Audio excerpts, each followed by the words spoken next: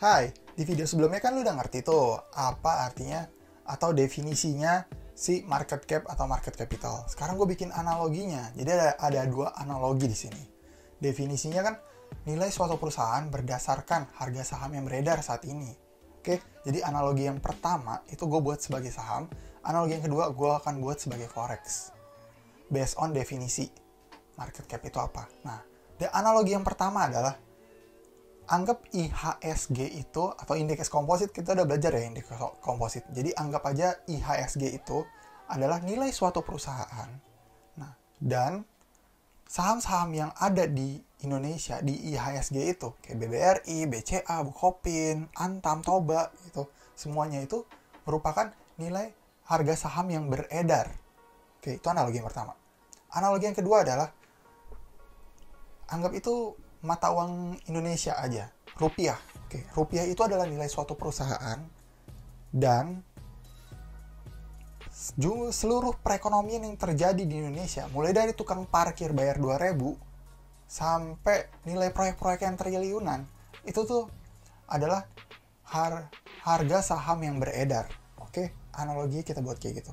Dari dua analogi ini, lo akan dapet yang namanya dua poin yang mau gue sampein. Oke, jadi poin yang pertama adalah seberapa luas sih lahan trading kita, dan poin yang kedua adalah seberapa berkualitas lahan trading kita. Oke, gue bahas dulu satu persatu, mulai dari yang seberapa luas lahan trading kita. Oke, gue bandingin ini antara saham sama forex ya. Oke, nah luas saham trading kita untuk yang saham jika dibandingin sama forex itu jauh amat sangat lebih gede si forex. Jadi saham itu lebih kecil daripada forex. Oke. Nah, kenapa nih? Penggiringan opini lu, tentang lu trader forex lu ya. Oke, jadi gue kasih tahu dulu faktanya atau logikanya, cara berpikirnya dulu ya. Biar lu tidak bisa dikibul-kibulin orang. Oke. Jadi fact-nya tuh seperti ini. Rupiah di Indonesia pada bulan Maret 2020 itu uang yang beredar adalah 6.400 triliun. Oke. Uang yang beredar itu berarti kan itu semua perekonomian yang ada di Indonesia, mulai dari PT yang tidak terdaftar di indeks komposit IHSG atau UKM kecil, tukang parkir, semuanya ada di total 6.400 triliun. Oke. Berarti secara logika di IHSG yang perusahaan yang bisa masuk di IHSG itu kan yang bisa dimasukin di dunia pasar modal, pasar saham itu kan perusahaan-perusahaan besar doang kan, yang kayak BCA atau kayak Toba, Antam, itu ya perusahaan-perusahaan besar doang dong. Berarti kan perekonomiannya dunia retail sama dunia grosir lah. Kayak ya beda aja. Kalau Indonesia forex mata uang rupiah itu kan akumulasi banyak banget.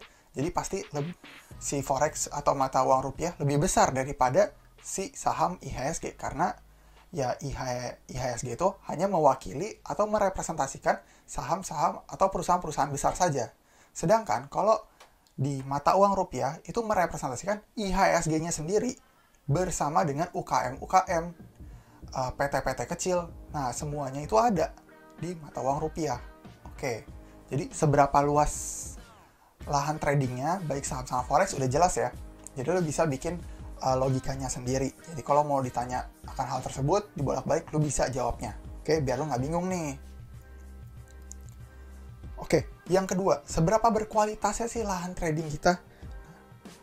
Untuk di saham, oke, jadi untuk di saham Indonesia, itu based on OJK, di tahun 2020, ada 641 saham yang ada di Indonesia. Oke, nah, namun gue mesti kasih tahu nih, bahwa kalau di Indonesia itu kan ada, meskipun ada 641 saham, contoh uang yang beredar itu 1/4 dari rupiah. Kan rupiah itu beredar 6.400 triliun. Anggap aja uang yang beredar di IHSG adalah 1/4-nya. Oke? Berarti ada kisaran 2.100 triliun. Nah, 2.100 triliun itu mau dibagi rata sama 641 saham yang terdaftar di OJK? Ya enggak dong. Ya berarti kalau kayak gitu mah, kalau dibagi semua perusahaan yang di IHSG 3,2 triliun dong asetnya. Ya nggak bisa gitu dong. Nah, ya gini aja pola pikirnya. Ya masa lu mau disamain Bank BCA mau disamain sama PT Antam? Ya, PT Antam emang mau disamain sama Bank Bukopin? Bukopin emang mau disamain PT Toba sama PT Adaro? Gak bisa gitu dong. Ya karena bisnis plan-nya aja beda. Yang dibisnisin aja beda. Ada yang bisnisin jasa, ada yang bisnisin barang. Ya pasti profitnya juga nilainya berbeda. That's why valuasinya juga berbeda. Oke, jadi tingkat stabil yang di sini yang mau gue sampaikan adalah tingkat stabilitasnya itu antar perusahaan berbeda. Oke.